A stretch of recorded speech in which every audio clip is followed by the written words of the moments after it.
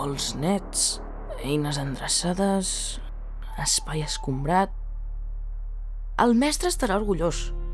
Avui no em sortirà amb allò de Bernat, t'embrutes més que pintes. O Bernat, un bon aprenent ajuda, no fa nosa. Avui estarà de bon humor, que tenim el nou frontal d'altar acabat. Vindran a recollir-lo aviat. Quina feinada!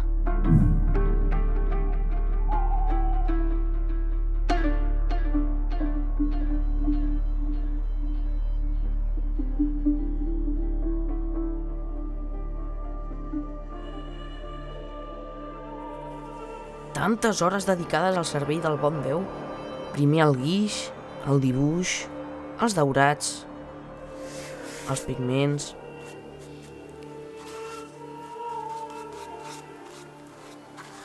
les ombres, les llums... Estic especialment orgullós del vermell.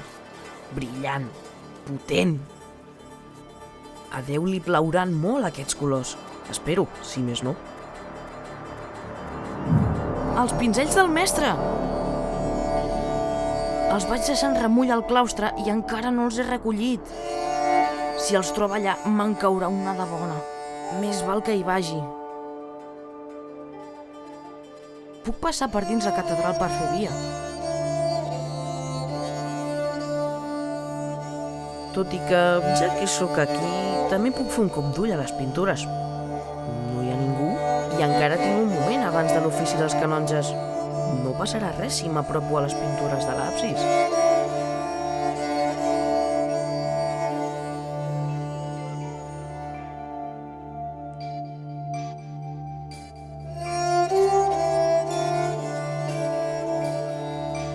Totes aquestes figures, quina meravella!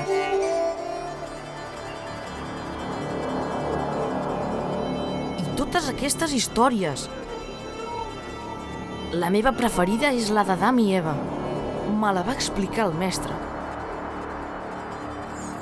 Tot va començar amb la creació del primer home i la primera dona.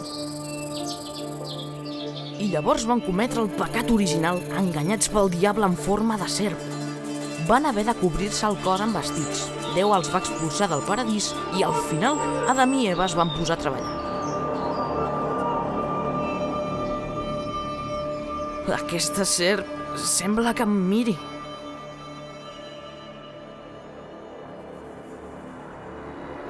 Sort que el tenim a ell. Amb aquests ulls seus que tot ho veuen, que tot ho saben.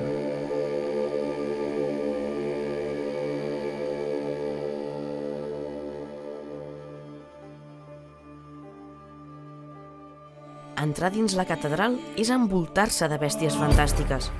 Hi ha criatures fascinants amagades pels racons.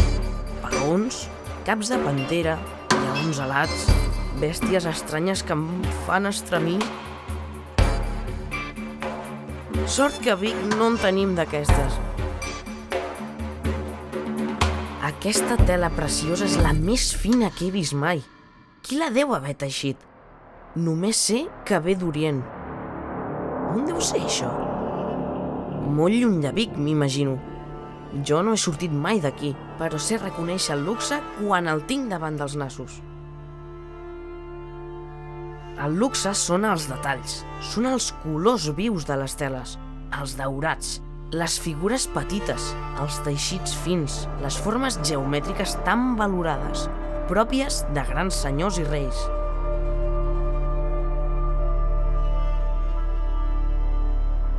Crist vesteix amb les robes més fines, perquè és el rei de l'univers que regna des de la creu.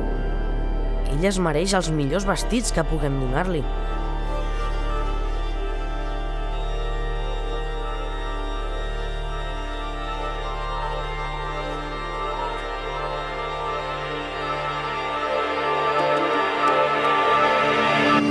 Ja toca, prima.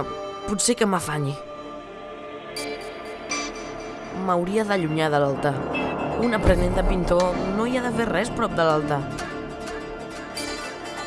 Sí, val més que vagi a recollir els pinzells. Tot i que encara tinc un moment abans no comenci l'ofici. Em vull mirar la catedral des d'una mica més enrere, com la primera vegada que vaig assistir a la missa major.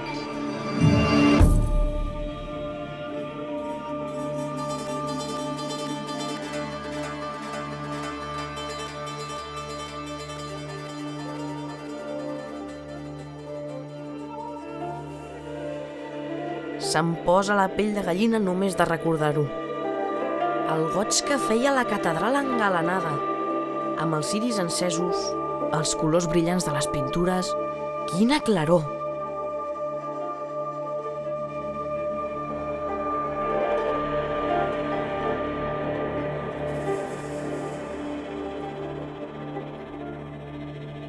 I l'olor d'encens, els cants litúrgics i la veu del capellà. No entenia res del que deia, però imposava. Quina impressió! Tota la comunitat reunida. Els més dignes al davant i els clergues prop de l'altar. I al darrere, pagesos i comerciants. Tothom ocupant el seu lloc. I jo mirant-me'ls amb la boca oberta. Aquell esclat de bellesa que aclaparava era com estar al paradís celestial.